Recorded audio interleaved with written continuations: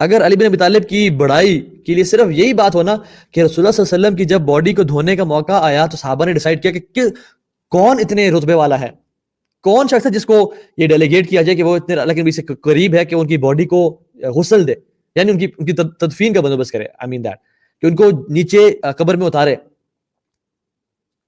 علی بن ابی طالب کو سب نے اپوائنٹ کیا کہ ہی از دا پرسن کلوزسٹ ٹو رسول صلی اللہ علیہ وسلم، رشتے میں بھی، بیٹی کے شوہر، چاچا زاد، کزن، ریلیٹیو، آپ کی آپس میں پال پوس کے بڑھا گیا. He was like son to Muhammad صلی اللہ علیہ وسلم.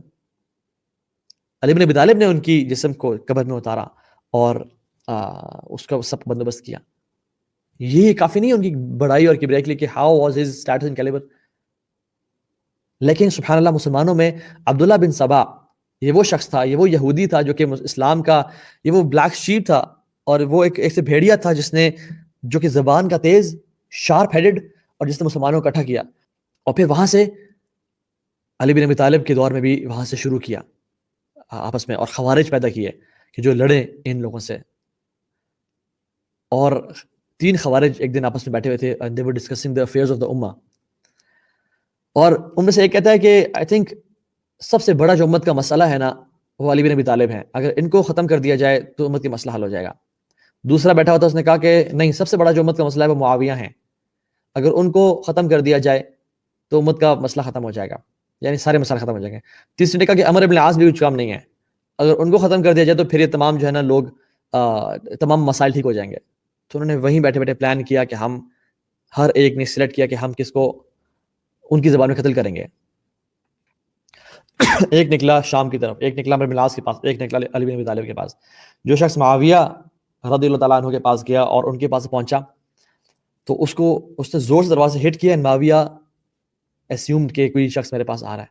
اینڈ معاویہ رضی اللہ تعالیٰ عنہ ہی جمپڈ اینڈ اسکیپڈ ہز وار، اور ان کو پکڑ لیا اور وہ بچ گئے. جو شخص گیا عمرو بن العاص رضی اللہ تعالیٰ عنہ کے پاس اور ان کے پیچھے نماز پڑھی فجر کی، اور نماز کے فوراً بعد ان پہ حملہ کیا اور اٹیک کیا اور بار بار اسٹیپ کیا اور کہا اللہ اکبر، آپ کے لیے عمرو بن العاص. جب اس نے اس کا چہرہ دیکھا تو another person was leading salah and عمرو بن العاص was sick and he was in his house. قدر اللہ ما شاء فعل. عمرو بن العاص نماز پڑھا ہی نہیں تھے اور کوئی اور شخص نماز پڑھا رہا تھا کیونکہ عمرو بن العاص گھر پہ تھے. اور تیسرا بدبخت ملعون لعنت اللہ علیہ عبد الرحمن بن ملجم، یہ گیا کوفہ.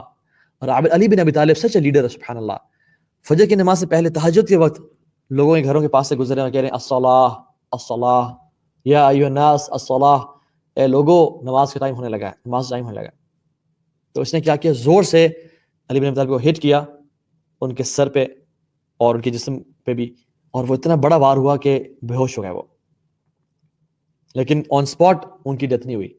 ہی سروائیوڈ فار 2.5 to 3 days، اور اپنے ہی بستر پہ اپنی اولاد کو بلایا، حسن کو، حسین کو.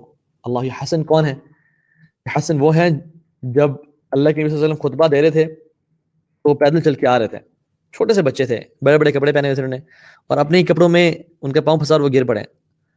تو رسول اللہ صلی اللہ علیہ وسلم اترے خطبہ چھوڑ کے ان کو اپنے پاس اٹھایا اور ممبر پہ آ کے کہا کہ، اور صحابہ اور اسمائلنگ، اللہ نے کہا کہ ان ولدی ھذا سید، تم یہ ہنس رہے ہو کہ میں نے خطبہ چھوڑ دیا اپنے نواسے کے لیے، جان لو یہ بندے یہ ہے کون. ان ولدی ھذا سید، یہ میرا جو بیٹا ہے نا یہ سید ہے، ہی از اے کنگ، یہ ایک تشریف والا ڈگنیٹی والا انسان ہے. یصلح اللہ بین طائفتین من المؤمنین، اللہ تعالیٰ اس کے ذریعے 2 مومنوں کے گروہ میں اصلاح کرے گا. اس لڑکے کے ذریعے، اس بچے کے ذریعے 2 مومنوں کے گروہ جو آپس میں لڑے ہوئے ان کے ذریعے اصلاح کرے گا. اینڈ سبحان اللہ، واٹ ہیپنڈ، حسن بن ابی طالب نے اپنی خلافت کو ٹھوکر مار دی. علی بن ابی طالب کے بعد خلیفہ بنے تھے، ٹھوکر مار دی اور معاویہ رضی اللہ عنہ کے ہاتھ پہ بیعت کر دی، just to resolve and maintains of relationship between the 2 Muslim parties. اور علی نے نہیں کہا کہ بین طائفۃ من المؤمنین والکفار، کہ ایک مومن و ایک کفار، دونوں کو مومن کہا کیونکہ دونوں تھے مومن.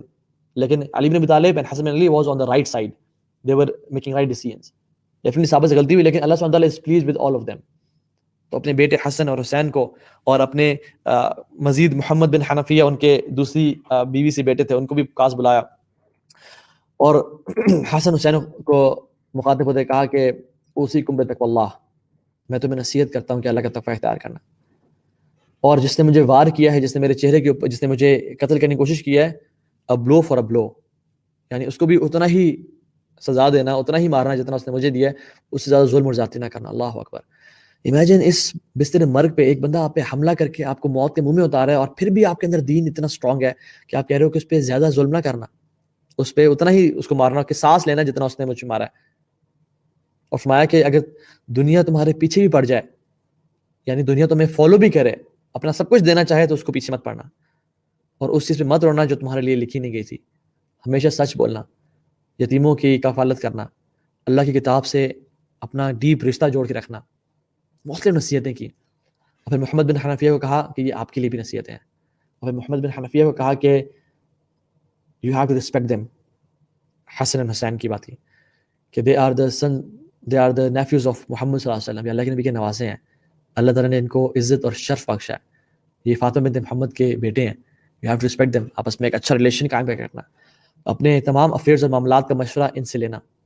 اور پھر کہا بی کلوز ٹو دا قرآن, be good to neighbours, always do امر بالمعروف و نہی عن المنکر, always do امر بالمعروف و نہی عن المنکر. اللہ کی طرف اچھے کام کا حکم دینا, برائی سے روکنے کا کام کبھی نہ روکنا, حرام سے ہمیشہ بچنا, اور نصیحت کرتے رہے حتیٰ کہ ہی پاسڈ اوے رضی اللہ تعالیٰ عنہ.